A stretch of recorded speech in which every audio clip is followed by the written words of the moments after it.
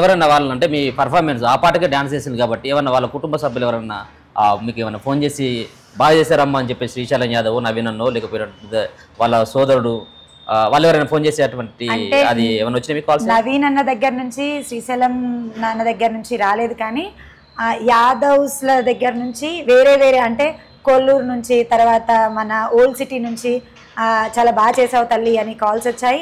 అలాగే జూబ్లీ హిల్స్లో ఉన్న వాళ్ళు చాలామంది కూడా వాళ్ళకి ఏదో ఒక రకంగా నా నెంబర్ తీసుకొని వాళ్ళందరూ కూడా ఫోన్ చేసి నాతో మాట్లాడారండి.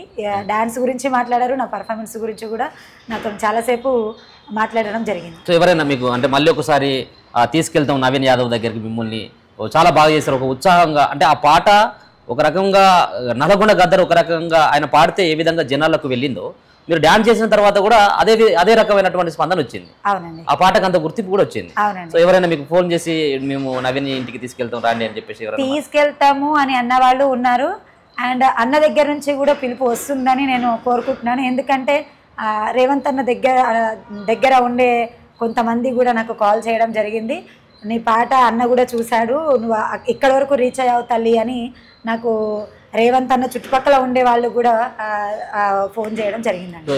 కేవలం ఓన్లీ కాంగ్రెస్ పార్టీకి సంబంధించినటువంటి పాటలు, కాంగ్రెస్ పార్టీకి సంబంధించినటువంటి అభ్యర్థుల పాటలకే మీరు చూస్ చేసుకుని డ్యాన్స్లు వేస్తారా, లేకపోతే ఏ పార్టీ అయినా కానీ మీకు సంబంధం లేదా?